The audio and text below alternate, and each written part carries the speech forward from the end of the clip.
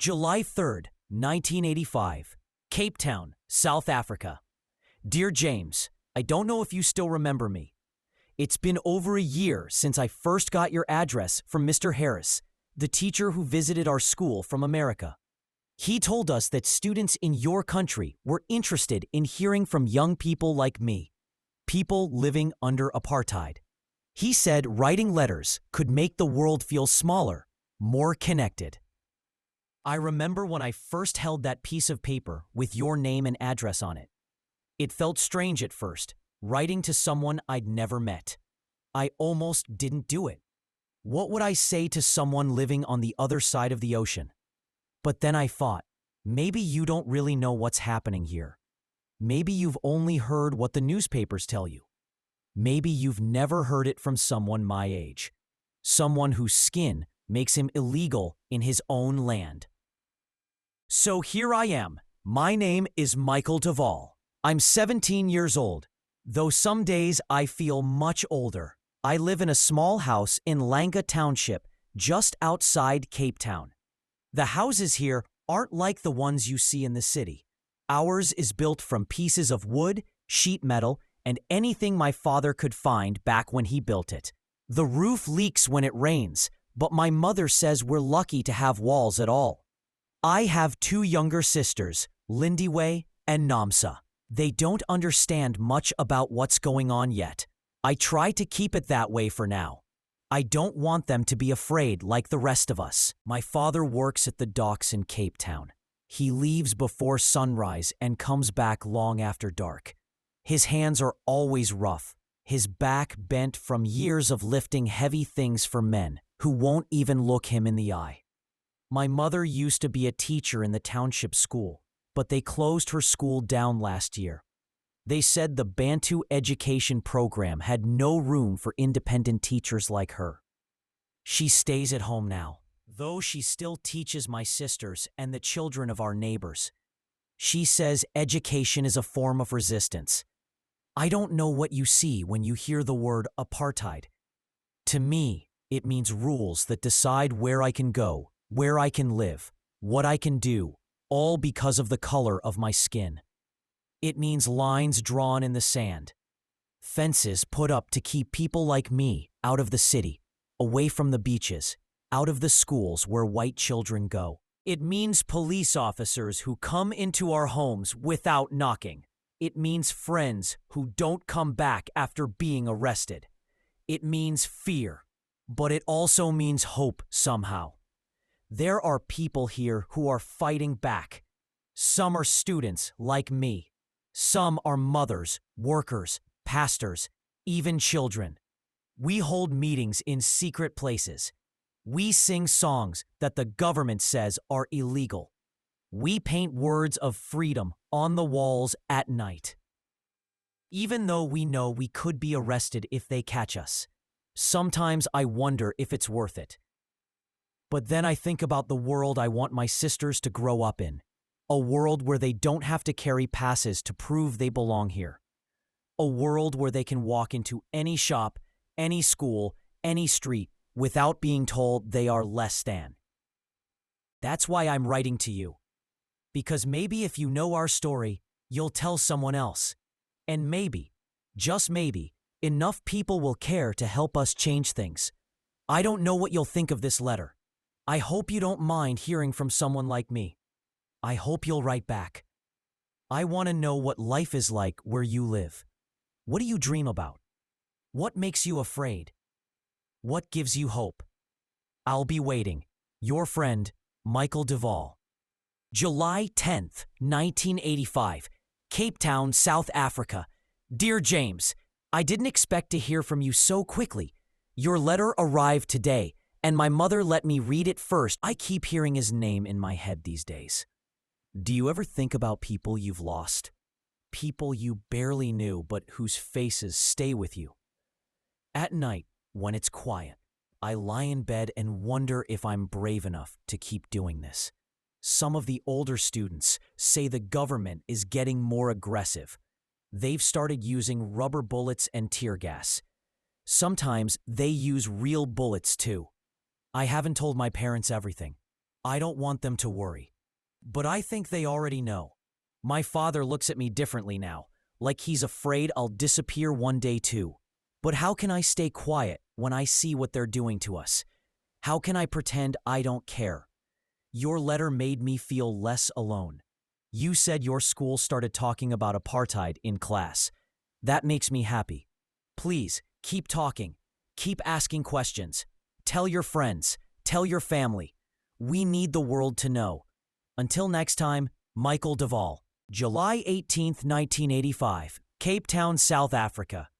Dear James, it's late at night here, and I'm writing this by candlelight. The electricity in our township has been cut again. They say it's a technical issue, but we all know the truth. They shut it off to keep us quiet, to make our lives harder. My mother calls it silent punishment. I told you a little about my family before, but tonight I want to tell you more. Maybe knowing their names will make you feel like you're sitting here with us. Maybe you'll understand why I'm writing to you in the first place. My father's name is Peter. He doesn't talk much about politics. He says he's seen too many people lose everything for speaking out. He calls himself a simple man. But I know that when he holds my mother's hand in the evenings, when he sits with us after dinner, even though he's exhausted, that's his way of fighting back. He refuses to let this life turn him bitter. My mother's name is Namvula. It means mother of rain. She has the softest voice, but when she speaks about justice, her words feel like thunder. She used to teach us about the great leaders of Africa, people like Nelson Mandela and Steve Biko, until they banned her from teaching at all. But she still teaches, every day, in whispers, in psalms, in the stories she tells us when the lights go out. And then there's my older brother, David. I haven't told you about him yet because it's hard to find the right words. He was taken 2 years ago during a student protest in Soweto. My parents told us he had been sent to prison, but they never said where. We never heard from him again. Sometimes I dream about him coming home. I imagine him walking through the door, smiling like he used to. But I know that's just a dream. Still, I hold on to it. We all do. Last week, I went to my first real protest. It wasn't planned. I was walking back from the market when I heard singing in the street. A group of students, older than me, were marching toward the municipal building. They held signs that read, "End Bantu Education" and "Freedom for All." I stood on the edge, watching. My heart was beating so fast, I thought I might faint. Then a girl next to me looked at me and said, "What are you waiting for? Join us." So I did. We marched through the streets, singing songs I'd heard my mother sing in secret. I felt like I was part of something bigger than myself. For a moment, I wasn't afraid. But the police came. They always come. They shouted for us to go home. Some of us ran. Others stood their ground. I didn't know what to do. I stood frozen until someone grabbed my arm and pulled me into an alley. We hid there until it was quiet again.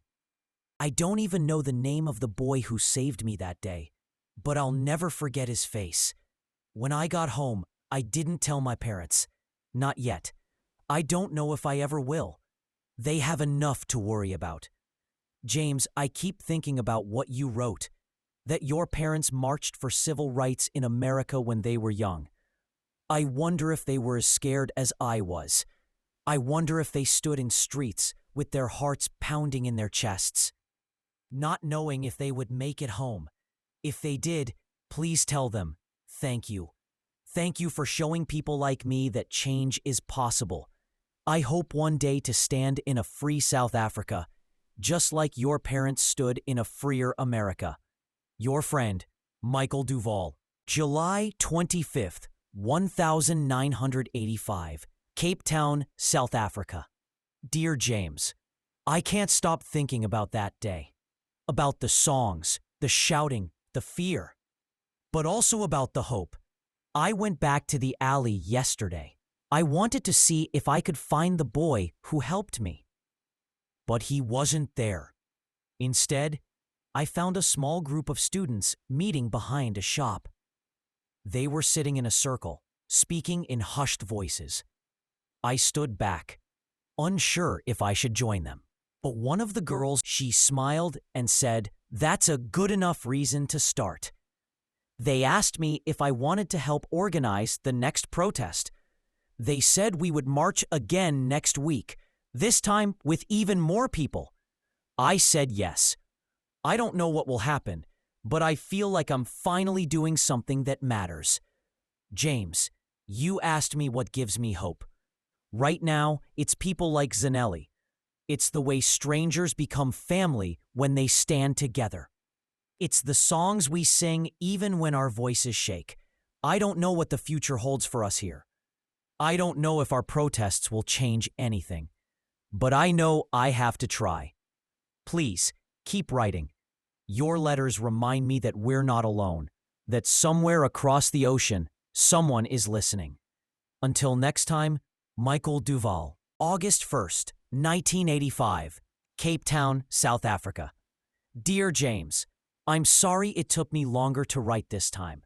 Things have become difficult here. You asked me in your last letter if I feel safe when I go to the meetings. I didn't know how to answer that until now. I don't feel safe, James. No one here really feels safe anymore. A few nights ago, the police came into our neighborhood again. We heard the trucks before we saw them, the sound of engines breaking the silence. Headlights cutting through the dark like knives. We knew what it meant. Everyone does. They call them raids, but they're more like invasions. They storm into our homes without asking, without warning. They shout and push and pull people out of their beds. They call it searching for agitators, but they take whoever they want. That night, they took Mr. Moyo from 2 houses down. He's an old man, James, almost 70. He can barely walk without help. What kind of threat could he possibly be? His wife was screaming, begging them to stop. But they didn't listen. They never listen.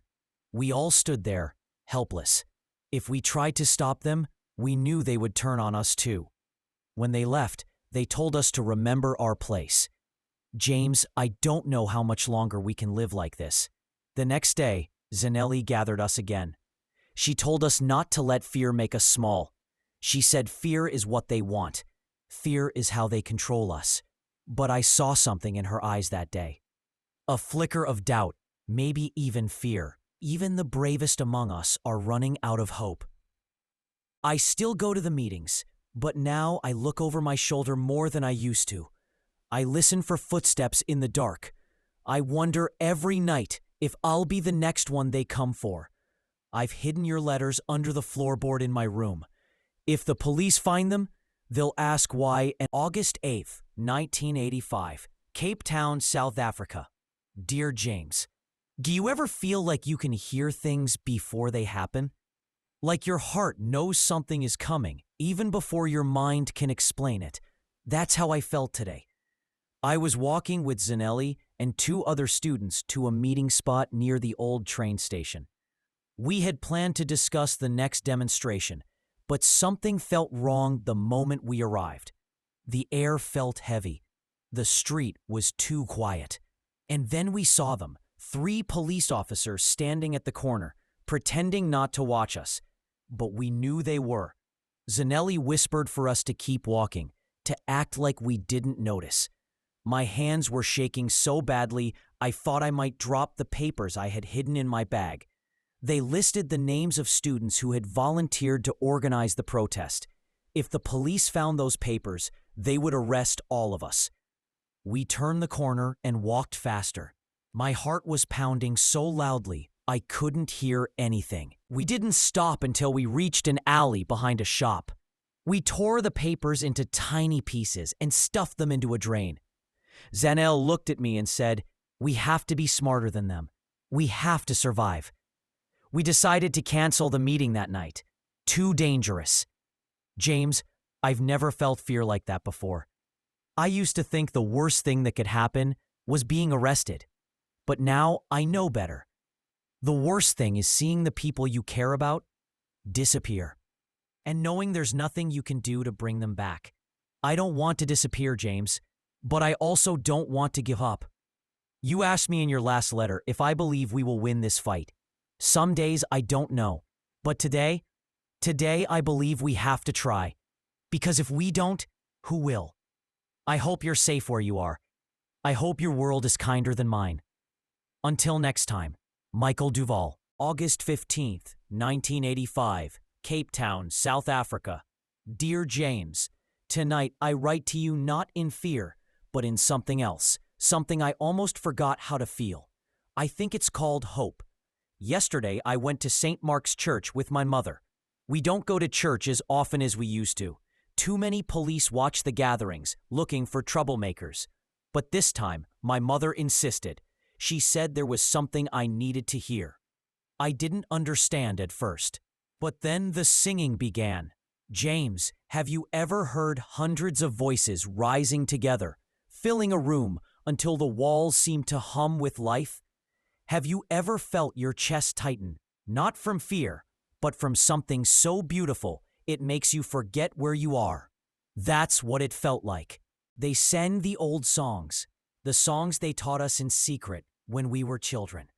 Songs in Xhosa and Zulu, songs that tell our history, songs they tried to silence. And yet, here they were, louder than ever. I looked around the church and saw faces I hadn't seen in weeks, neighbors who had been too afraid to come outside, mothers holding their children close, young men standing tall, their fists clenched not in anger, but in quiet defiance. For a moment, it didn't matter that the police were parked outside. It didn't matter that the government called us illegal. In that room, we were free. After the service, an old man stood and spoke. His name is Reverend Dlamini.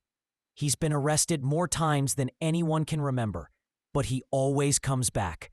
He said, they can take our leaders, they can take our homes, they can take our freedom, but they cannot take our voices. Our voices are the one thing they fear the most. James, I think he's right. Later that night, I sat with my mother by the small fire in our yard. I asked her why she keeps hoping after everything we've lost. She smiled and said, because hope is a choice, Michael, and I choose it every day. I don't know if I'm as brave as she is, but tonight I want to believe I am. Your letters remind me that hope is bigger than Cape Town, bigger than South Africa. It's something we carry together, across oceans and borders. Thank you for carrying it with me. Your friend, Michael Duval. August 22nd, 1985, Cape Town, South Africa. Dear James, I keep thinking about the songs we sang that night in the church. They haven't left my mind since. Zanele says music is a kind of resistance. She says it reminds us that we are human when the world tries to make us feel less than that. I think she's right. We've started singing again at the meetings, quietly, at first, then louder. It's strange how singing can make fear seem smaller, like we are bigger than the danger around us. Last night, we met in the back room of Mr. Moyo's old house. His wife, Mama Ruth, let us gather there. She said, if they took my husband, they won't take my spirit. We sat in a circle on the floor, holding hands as we sang. Senzenina, Senzenina, what have we done? What have we done? It's an old song, a sad song, but when we sing it together, it feels like a promise that we will not let this suffering break us. Zanelli told me that activists from other countries have started sending letters and messages to South Africa. She said the world is beginning to notice. Is that true, James? Are people in America really talking about us? Sometimes it feels like we are invisible to the rest of the world. But your letters remind me that someone is listening, that someone cares. Zanelli said something else last night. She said, one day we will tell our children that we sang for their freedom. I don't know if I'll live to see that day. But if I don't, I hope you will. And I hope you'll remember us, not as victims, but as people who refused to be silent. Please write back soon. Your words feel like light in this dark place. Your friend, Michael Duval. August 29th, 1985. Cape Town, South Africa. Dear James, your last letter arrived today, and I read it out loud to Zanelli and Mama Ruth. I hope you don't mind. They asked me to tell you, thank you for your words, for your heart, for seeing us. Zanelli laughed when she heard you call us brave.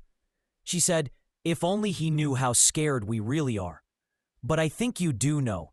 You've read every word I've written, and you're still here, still listening. That means more than you'll ever understand. You wrote that you feel helpless sometimes, reading about all of this from so far away. I don't blame you for feeling that way. But you are not helpless. Your words cross oceans. Your voice joins ours in ways you can't. We need the world to care, James. Not just in silence, but out loud. I know it's not easy to speak when others tell you to stay quiet. But if you find the courage to use your voice, you'll be standing with us, even from across the sea. Zanelli says solidarity is louder than any gun. I believe her. Do you remember when I told you about my sisters, Lindiwe and Nomsa? They'd started asking me questions. They hear the whispers. They see the fear in our parents' eyes. They're not little girls anymore. Last night, Lindiwe asked me, will we ever be free? I didn't know what to say. How do you explain to a child that freedom might come, but not soon enough for us? I told her the only thing I could. One day, yes. I pray I wasn't lying. Thank you for standing with us, James. Even from far away, you feel like family. Your friend, Michael Duval. September 5th, 1985, Cape Town, South Africa. Dear James, today, Zanelli asked me if you've ever thought about coming here one day, after we win. She said she would like to meet the boy who writes to me from America. I laughed and told her I wasn't sure you'd ever step foot in a place like this. But the more I think about it, the more I hope you will. I wish you could walk through the dusty streets of Langa with me. I wish you could hear the way people sing even when their hearts are breaking. I wish you could sit with us around the fire and listen to Mama tell her stories. I wish you could see us, not the way the world sees us in newspapers, but the way we really are. I'd show you the ocean, James, the real Cape Town, not the one on postcards. You'd see the divide with your own eyes, the line where the city ends and our world begins. You'd understand why we fight to tear that line down. And if you ever come, I'll take you to the top of Table Mountain. We'll stand there and look out over the city, over the sea, and I'll say, this is ours too. I don't know when that day will come. Maybe not soon. Maybe not even in our lifetime. But I believe it will. Until then, keep writing, keep hoping, keep fighting in your own way. We carry you with us, James, more than you know. Your friend, Michael Duval. September 12th, 1985, Cape Town, South Africa. Dear James, I almost didn't write this letter. I wasn't sure if I could find the words. I still don't know if I can. But something inside me keeps saying you need to know the truth, not just the hopeful parts, but the parts that make your stomach turn. We had another protest this week, the biggest one yet. Hundreds of us gathered near the highway that runs past Langa, heading toward the city. The plan was simple. We would block the road with our bodies, forcing the cars to stop, forcing people to see us. We carried signs again. We sang. We chanted. We held each other's hands. It felt powerful, James. It felt right. Until the police arrived. I don't know if I can describe to you what it feels like when they come at us in their trucks, with their guns, their tear gas, their clubs. It's like the whole sky falls down on you all at once. They didn't even warn us this time. No shouting, no orders to leave. They just started firing. Rubber bullets first, then tear gas. People started running. I could barely see. My eyes burned so badly I thought I'd go blind. My throat felt like it was closing. I could hear people screaming, but I couldn't tell where they were. Someone pushed me to the ground. I tried to crawl, but the air was so thick I could barely breathe. I don't remember how I made it home. I just remember falling through the door and hearing my mother scream when she saw my face. Zanele didn't come back that night. We waited until morning. Then another day. Then another. I finally heard from one of the students that she had been arrested. No one knows where they took her. No one knows if she's still alive. James, I feel like my heart is breaking. I keep thinking about the way she used to talk about freedom, about standing on that mountain one day and seeing a South Africa that belongs to all of us. Now I don't know if she'll ever see anything again. My father told me to stop going to the meetings. He begged me to stop. He said he can't lose another son. But how can I stop now? How can I leave Zanele behind? I don't know what to do anymore. I'm scared all the time. My hands won't stop shaking as I write this. I don't even know if this letter will reach you. But if it does, please, don't forget us. Don't let the world forget. I have to believe someone, somewhere, is listening. Your friend, Michael Duvall. September 19th, 1985, Cape Town, South Africa. Dear James, it's been a week since Zanele disappeared. No word, no news, nothing. Every time I close my eyes, I see her face. I hear her voice. I remember the way she laughed, like she wasn't afraid of anything. But now, the silence feels heavier than anything I've ever known. Mama Ruth sits outside her house every day, waiting. She keeps a candle burning in the window at night. She says it's so Zanele can find her way home. But we all know what that candle really means. James, I don't know how much longer I can keep writing these letters. Not because I don't want to, but because I'm afraid they'll catch me. I've heard stories about the police reading people's mail, looking for names, looking for connections. If they find your letters, if they find me, I don't know what they'll do. But I can't stop. I won't stop. You asked me once why I keep writing. I think I finally understand. I write because this is how I fight. Not with fists, not with guns, but with words, with truth. So if this is the last letter you ever get from me, please remember this. We are still here. We are still fighting. And we still believe that freedom is worth everything. One day you'll stand on that mountain for me, and you'll remember all of us who never made it there. I pray that day comes soon. Your friend, Michael Duvall. September 26, 1985, Cape Town, South Africa. Dear James, your last letter arrived today, and I must have read it a dozen times already. You asked if I ever dream about what life could be like if all of this ended, if apartheid fell, if we finally stood on equal ground. James, I dream about it every day. I dream about a South Africa where no one needs a passbook to walk down their own street. And I dream about you being here, seeing it all with your own eyes. I don't know if that sounds strange, James. I've never met you face to face, but I feel like I've known you my whole life. Like somehow, across all these miles, we've been walking this road together. So I have a question to ask you. If the day comes, and I believe it will, would you come here? Would you stand with me on Table Mountain and look out over the city we fought to free? I know it sounds impossible. I know the world feels so big and divided right now.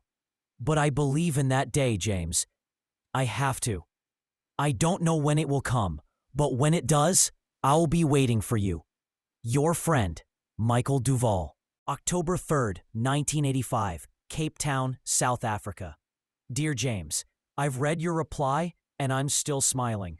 The thought of you standing here one day gives me more hope than I can put into words. I told Mama Ruth about your promise. She held my hand and said, "Tell him I'll be waiting too." James, the world feels like it's closing in on us here. More raids, more arrests, more names whispered in the dark. But your words, they open something inside me. They remind me that this fight is bigger than our streets, bigger than our country. I keep thinking about what you said, about the marches your parents joined, about the songs they sang for justice. I think maybe our songs are not so different after all. Maybe they are two parts of the same song, sung in different corners of the world. And maybe one day, those songs will meet in the middle. Maybe you and I will stand together and sing them as one. Until then, I'll keep writing. I'll keep hoping. I'll keep dreaming of the day you arrive here. Not as a visitor, but as a brother. Your friend, Michael Duvall. October 10th, 1985, Cape Town, South Africa. Dear James, this may be my last letter. I don't say that to frighten you or to be dramatic. I say it because I feel something coming, a weight in the air, a silence before a storm. Tomorrow we march. Not a small protest, not another scattered gathering. Tomorrow will be the march. Word has spread through the townships. Gugulethu, Nyanga, Khayelitsha. They're all coming. People from churches, schools, unions. Women with babies on their backs. Grandfathers who haven't marched in years. Even the pastors are standing with us now. Zanelli, I finally heard from her. She was released last week, quietly, without warning, bruised, thin, but alive.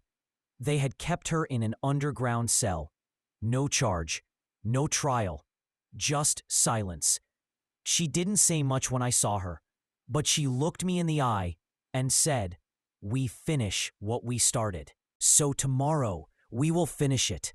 They say we'll meet at the crossroads just outside Cape Town, where the trains pass. It's symbolic, because we're choosing our direction, our future. We know the risks. The police will be waiting. Maybe worse, but we're going anyway. James, if something happens to me, if you don't hear from me again, I need you to do something. Don't forget us. Tell your friends. Tell your children one day. Tell them we weren't silent. Tell them we sang. Tell them we marched. Tell them we believed. And if you ever do come to Cape Town, go to the crossroads.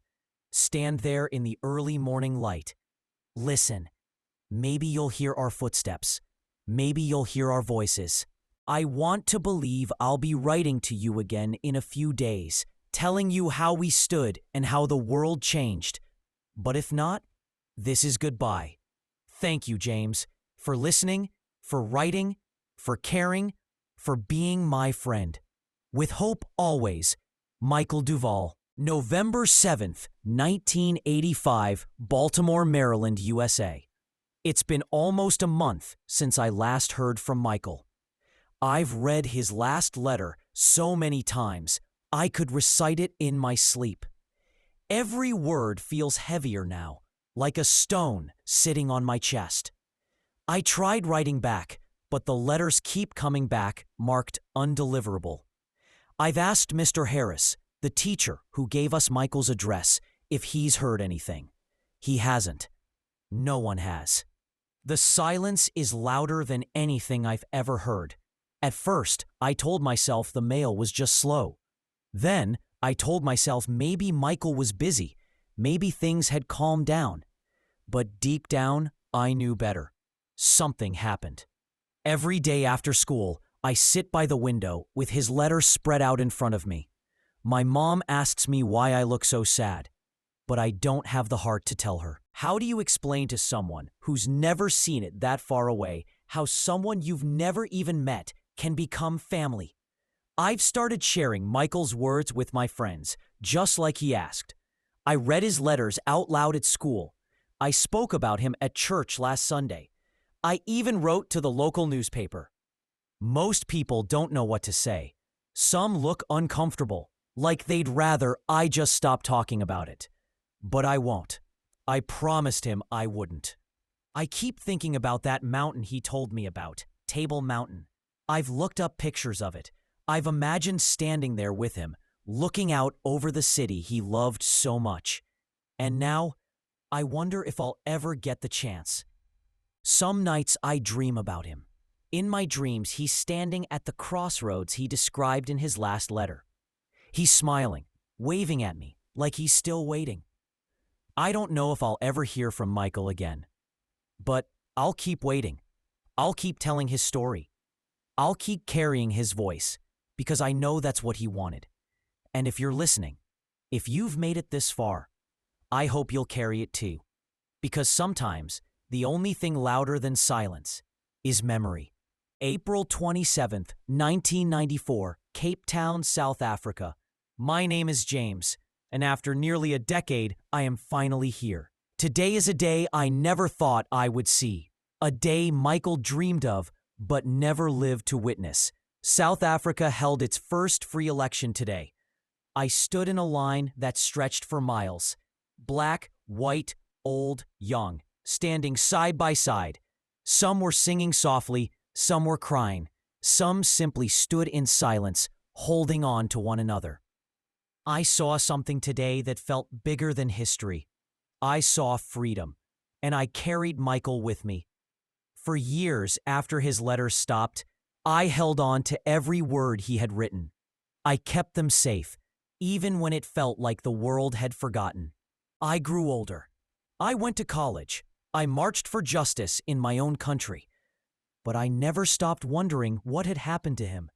And then, last year, I met a South African human rights lawyer who had come to speak at my university. I told him about Michael. I told him about the letters. I asked if he knew what might have happened. He promised to help me find out. It took months, but eventually, I received the answer I had feared, yet somehow already knew. Michael had been arrested during the march on October 11th, 1985. Witnesses say he stood at the front of the crowd, holding a sign that read, "Freedom belongs to us all." He was taken by police, held without charge. He died in custody 2 weeks later. No trial, no explanation. They buried him in an unmarked grave outside Cape Town. For years, no one spoke his name aloud. Fear lived too deeply in the bones of his community. But today, I spoke his name. I stood on Table Mountain, just like he had asked me to. I looked out over the city, over the sea, over the crossroads he once described, and I spoke his name to the wind, to the sky, to the new South Africa that finally rose from the pain he carried. Michael Duval, I speak it now so that you, who have heard this story, will remember it too. He was more than a victim. He was more than a statistic. He was my friend. He was a son, a brother, a dreamer. And though they tried to silence him, his voice traveled across the ocean, across years, across generations. And today, I carry it forward. The fight he began is not over. Not here, not anywhere. But today, hope feels possible again.